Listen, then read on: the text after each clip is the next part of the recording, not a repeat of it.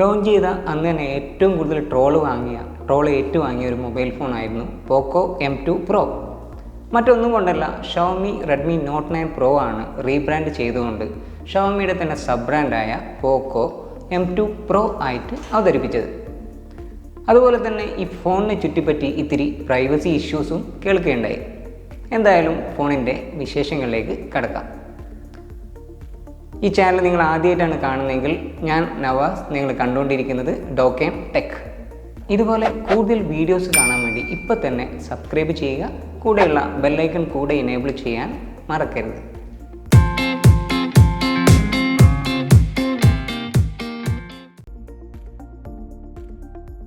ബോക്സിന് മുകളിലായിട്ട് Poco branding, M2 Pro branding, India's number 1 quality smart phone brand. ഇപ്പോൾ ഒട്ടുമിക്ക കമ്പനികളും ഇത് എഴുതുന്നുണ്ട്. ഏതാണ് നല്ലതെന്നുള്ളത് നമ്മൾ കൺസ്യൂമേഴ്സ് വേണം തീരുമാനിക്കാൻ. സ്പെക്സ് ഹൈലൈറ്റ്സ് പുറകിലായിട്ട് 664 GB വേരിയൻ്റാണിത്. 464, 664, 128 ഇങ്ങനെയാണ് മെമ്മറി വേരിയൻറ്റ്സ്. യഥാക്രമം 13,000, 15,000, 17,000 എന്നിങ്ങനെയാണ് വില വരുന്നത്. ഇപ്പോൾ എല്ലാ കമ്പനികളും ഒരേ ടൈപ്പ് പാക്കിംഗ് ആണ്. അൺബോക്സിങ്സ് എല്ലാം റിപ്പീറ്റഡ് പോലെ എനിക്ക് തോന്നി തുടങ്ങി.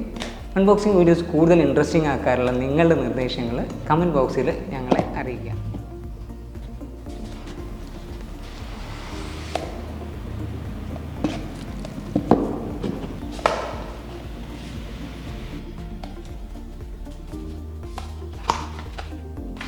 ഫ്ലെക്സിബിൾ ആയിട്ടുള്ള ഒരു TPU കവർ, ക്യാമറ ബമ്പിന് മാക്സിമം പ്രൊട്ടക്ഷൻ കൊടുക്കുന്ന ഒരു കേസ് തന്നെയാണ് ബ്യൂട്ടിഫുള്ളി എൻജിനീയർഡ്.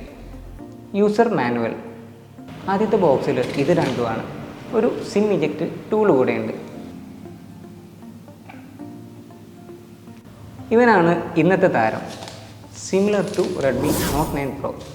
പുറകിലുള്ള ഡിസൈൻ പാറ്റേൺ മാത്രമാണ് എക്സ്റ്റേണൽ അപ്പിയറൻസിലുള്ള മാറ്റം.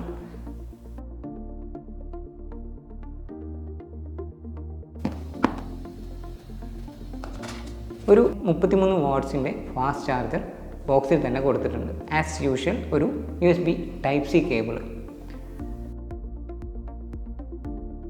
പാറ്റേൺ ഡിസൈൻ ഉണ്ടെങ്കിൽ കൂടി ഇത് ഗ്ലാസിൻ്റെ താഴെയാണ്. സോ ഗ്രിപ്പിന് വേണ്ടിയല്ല, ഫ്രണ്ടിലും ബാക്കിലും ഗ്ലാസ് തന്നെയാണ് ഒറില്ല ഗ്ലാസ് 5 പ്രൊട്ടക്ഷൻ. അതുപോലെ തന്നെ P2I എന്ന് പറയുന്ന ഒരു പ്രത്യേക കോട്ടിംഗ് ഉണ്ട്. പെട്ടെന്ന് സ്ക്രാച്ച് വരാതെയും അറിയാതെ ചെറിയ തോതിലൊക്കെ വെള്ളം തെറിച്ചാലൊക്കെ ഈ ഒരു കോട്ടിങ് ഫോണിനെ സംരക്ഷിക്കും എന്ന് തന്നെയാണ് കമ്പനി അവകാശപ്പെടുന്നത്. ബ്ലാക്ക് കളർ വേരിയൻ്റാണിത്. ഇതുകൂടാതെ ഗ്രീൻ, ബ്ലൂ കളേഴ്സ് കൂടെ ഉണ്ട്. ഈ പാറ്റേൺ ഡിസൈൻ എന്തായാലും കൊള്ളാം. സ്ക്വയർ ക്യാമറ മോഡ്യൂൾസാണ് കൊടുത്തിട്ടുള്ളത്. 2 മില്ലിമീറ്ററോളം തള്ളി നിൽക്കുന്നുണ്ട്. കൂടെ LED ഫ്ലാഷ്, താഴെ പോക്കോ ബ്രാൻഡിങ്. ലെഫ്റ്റ് സൈഡിലായിട്ട് സിം ട്രേ, റൈറ്റ് സൈഡിൽ finger print sensor cum power button, volume buttons. മുകളിലായിട്ട് മൈക്ക്, ഒരു ഇൻഫ്രാറെഡ് സെൻസർ. ഫോണിനെ ഒരു റിമോട്ട് ആക്കാൻ ഇത് യൂസ് ചെയ്യാം.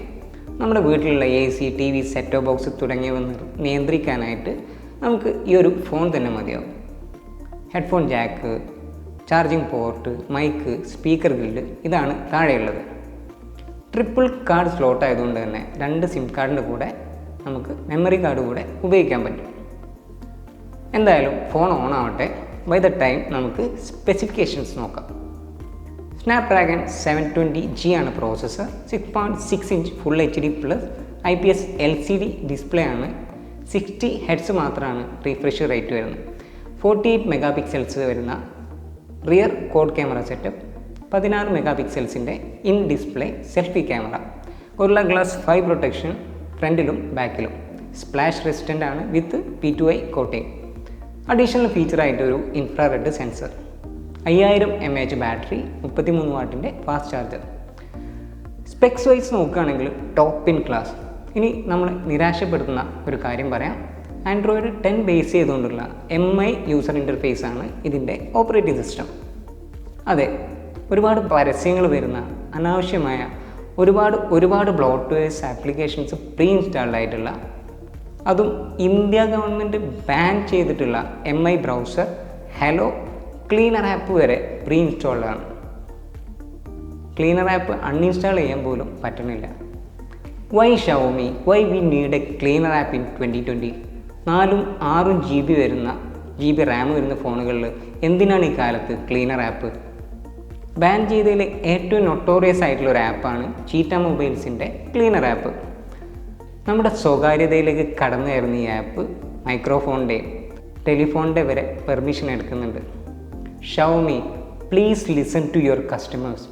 പ്രൈവസിക്ക് ഇത്തിരിയെങ്കിലും ഒരു പ്രാധാന്യം ഇനിയുള്ള ഫോണുകളിലെങ്കിലും അല്ലെങ്കിൽ സോഫ്റ്റ്വെയർ അപ്ഡേറ്റ്സിലെങ്കിലും നിങ്ങൾ കൊടുക്കുക. നല്ലൊരു ഫുൾ സ്ക്രീൻ ഡിസ്പ്ലേ ആണ്. വളരെ ചെറിയ ഒരു പഞ്ച് ഹോളിലായിട്ടാണ് സെൽഫി ക്യാമറ ലൊക്കേറ്റ് ചെയ്യുന്നത്.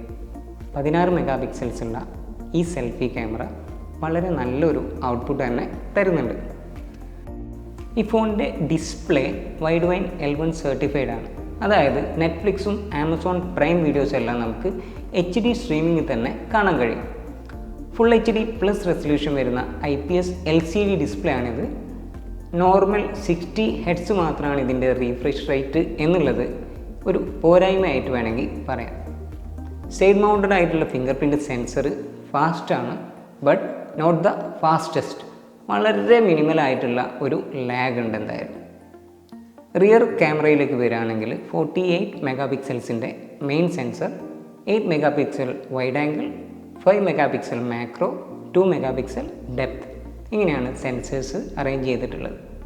From my initial impression, camera performance is too good for this price range. Images എല്ലാം നല്ല ഡീറ്റെയിൽസ് ഉണ്ട്. പോർട്രേറ്റ്സ് ഷോട്ട്സിലെല്ലാം edge detection perfect. Background blur also good.